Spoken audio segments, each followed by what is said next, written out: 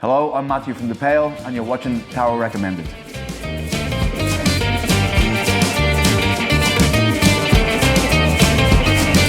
I have owned the same dog for all of my life. Its bark is much, much weaker than its terrifying bite. I bought a chain. The first record I've chosen is a record by the Dublin band Fontaines DC. I just noticed Mike Joyce from the Smiths, the drummer from the Smiths, just said that they're the best thing to come out of Ireland since his man Da. I listened to a ridiculous amount to this record.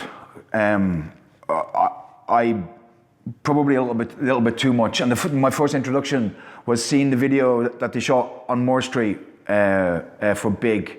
It's one of the most complete records I've heard in years, and you keep almost buying into that idea that the album's done. It's singles and it's all changed, and then you hear something that just sounds like an absolute and complete body of work that, or clearly belong together like a family.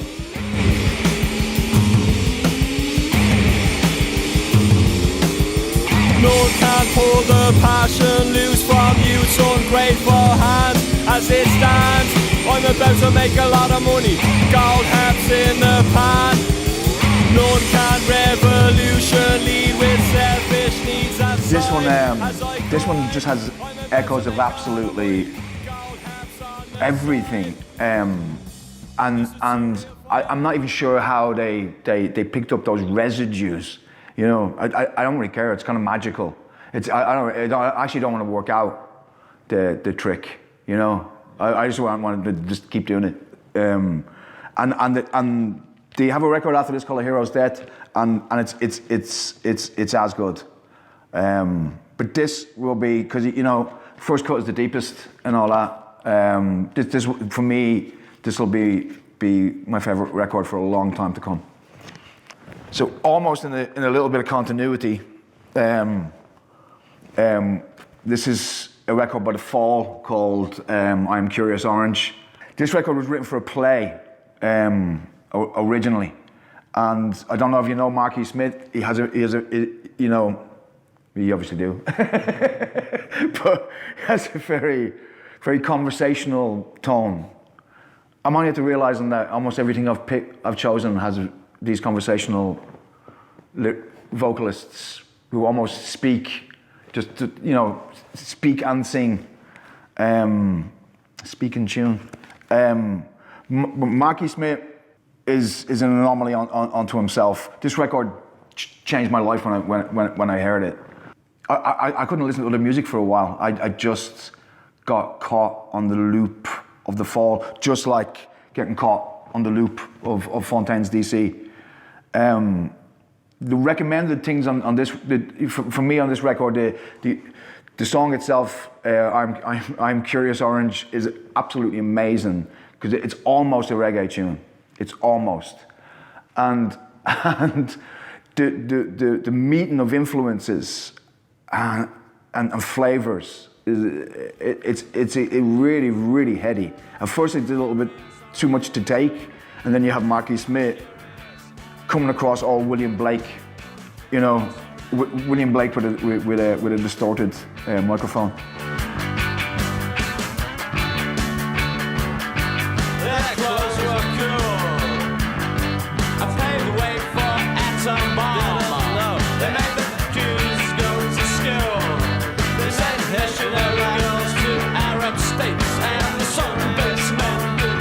And actually, Dog is Life and Jerusalem, where recently we had a single called Dog for Life, and I remember thinking, was it too close to Dog is Life from The Fall? And that's a poem about how you don't see rabbits being walked down the street.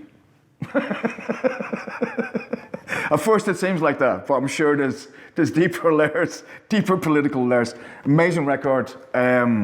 Great place to start with The Fall. It's actually, it's more accessible than it appears. Keeping in this theme, this is Dry Cleaning. This is new. This is brand new. It's called New Long Leg, and it came to my attention originally with a song about Meghan Markle.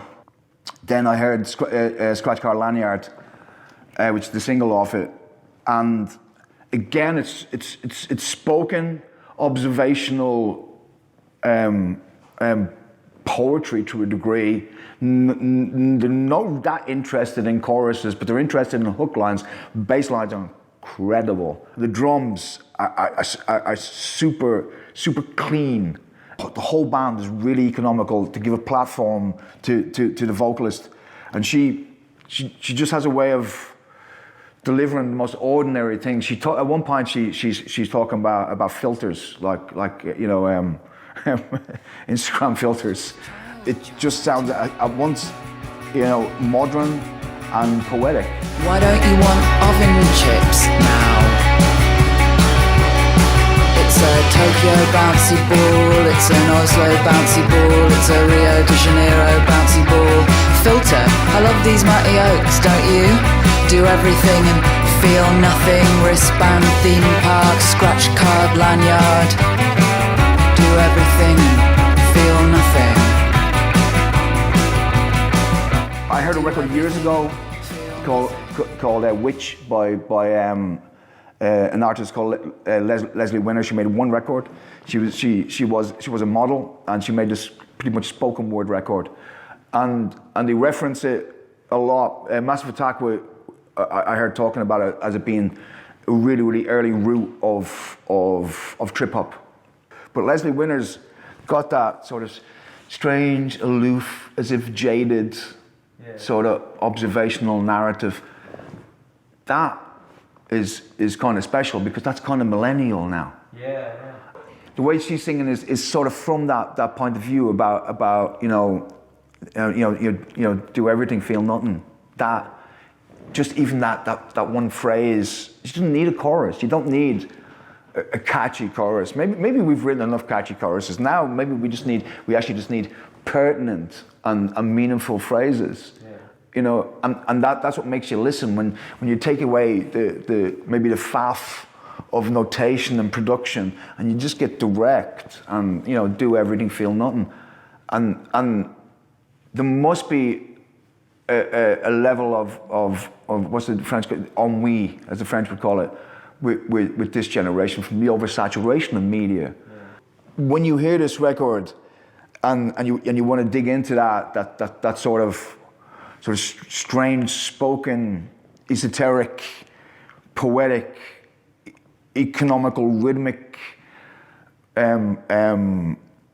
music, go back in time and try find Witch by Leslie Winner, and you'll find maybe a direct influence of this. Maybe they never heard it, maybe they didn't, but this seems like a lineage. Something beautiful is happening. This is the beginning of something beautiful from this band. I think anyway, and it's oddly profound.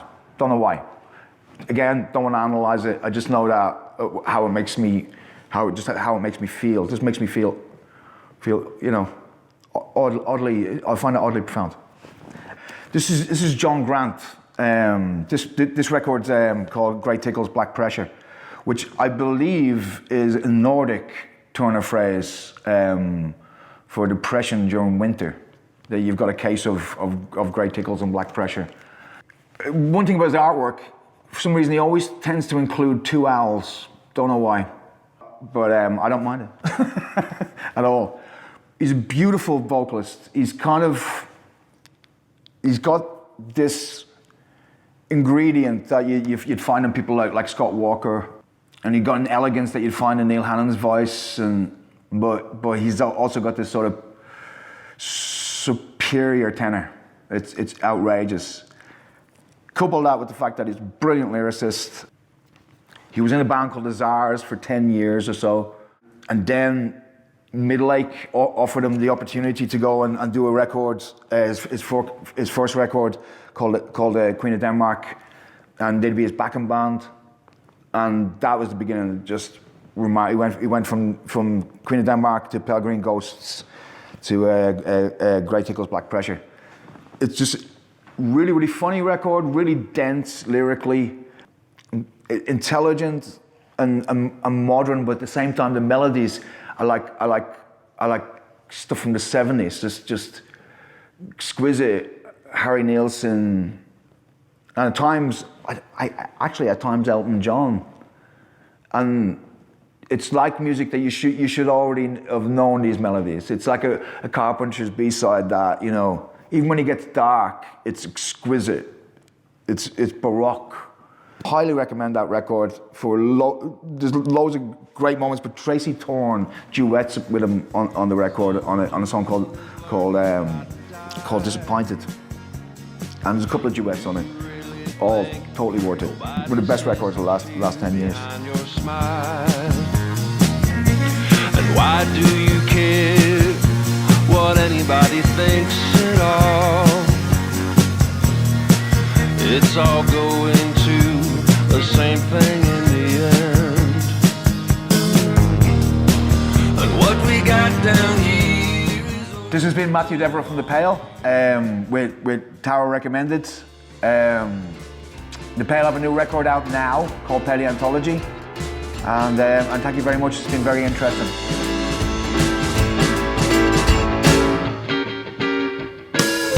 I don't know why you're seeing me.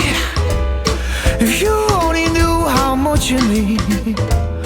We're simply veneer and a well-kept sheen. With you, my dear, you'd simply leave. Confine me